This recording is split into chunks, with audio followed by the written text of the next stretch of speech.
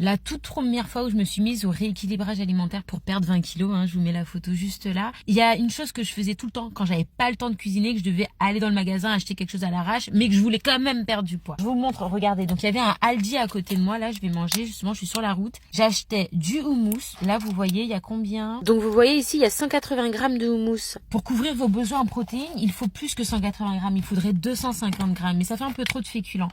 C'est pour ça que c'est intéressant de compléter avec ce genre de salade. Ça, c'est une salade où il y a très peu de féculents. Donc, il y a beaucoup de houmous, donc beaucoup de féculents. Là, il y en a très peu. On en retrouve un petit peu dans le maïs. Mais tout le reste, ça va être des crudités complétées avec du poulet. Là, cette salade seule, il n'y a pas assez de féculents, pas assez de protéines.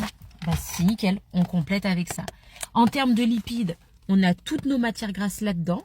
Donc, pas besoin de rajouter la sauce là-dedans. Et ben, ça tombe bien parce que moi, comment je mange ces deux-là, je trempe mes crudités dans le houmous. Et c'est comme ça que j'assaisonne. Et c'est nickel. Voilà, donc ça c'est vraiment une astuce que je vais vous montrer à chaque fois. C'est bien meilleur que d'aller au fast-food pour votre santé bien sûr. Donc la sauce, vous pouvez soit vous l'emmener chez vous pour assaisonner d'autres salades, soit vous la jetez. Moi je la garde. Exceptionnellement, je vais tenir les deux comme ça pour que vous voyez bien. Par exemple, je prends ma tomate cerise. Hop, dans mon petit houmous là. Oh, mais c'est une tuerie. Avec les carottes aussi. On prend un petit peu de houmous.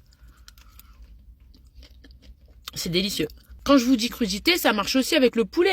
Tu le trempes, c'est le combo gagnant. J'aime bien prendre un dessert. Donc avant, je prenais un fruit en dessert. Peu importe, je variais un fruit de saison. Maintenant, j'ai atteint un niveau au-dessus où mon fruit, je le prends en décalé par rapport à mon déjeuner 1 à 2 heures après. Pour éviter le pic de glycémie. Mais vous inquiétez pas, au début, c'est pas la priorité.